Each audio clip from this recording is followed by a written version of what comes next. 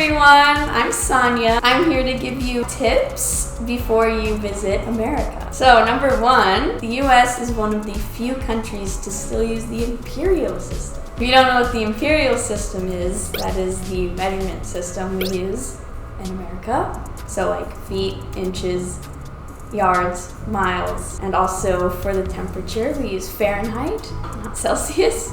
So you should take this into account when you measure distance, height, weight, or temperature. Number two, don't worry about not having cash with you. In Japan, there are still many places that only accept cash, but that's not the case in the US. In fact, credit cards are the most preferred method of payment. However, it's still a good idea to keep some cash on you to avoid finding yourself in a rough situation.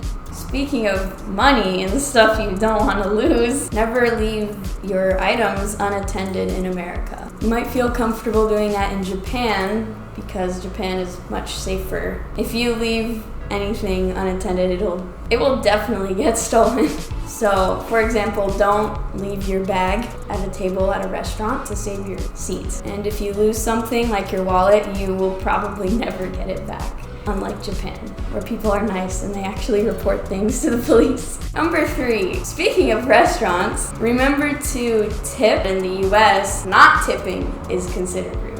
The tip is almost never included in the bill, so the tip should be 15 to 20% of the bill. Number four, never order the large size. So sizes in America are a lot different than sizes in Japan. For comparison, a large size drink at McDonald's in Japan is much smaller than a medium sized drink in America. The same usually applies for food, so if you don't want to be embarrassed because you can't finish all your food, order smaller sizes. Number five, expect to encounter a lot of diversity. Not all Americans are Caucasian, blonde, and blue-eyed like me. The US is a country that has welcomed millions of immigrants from many parts of the world, including all of the continents. As a result, nowadays, the USA is a melting pot of a variety of ethnicities, religions, cultures, languages, and backgrounds.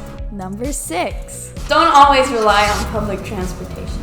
Public transportation in the US is very underdeveloped. In some major cities like New York and Chicago, you might be able to get around easily using the bus or the train system. Also, always avoid public transportation at night anywhere in the US because it's dangerous. You might get kidnapped.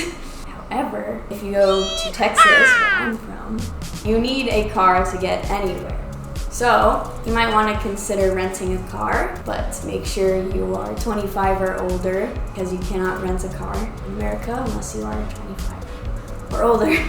Each state has its own regulations and rules regarding renting cars, so make sure you do your research before going to the US. Another alternative would be Uber, since it's available throughout the country and an affordable option.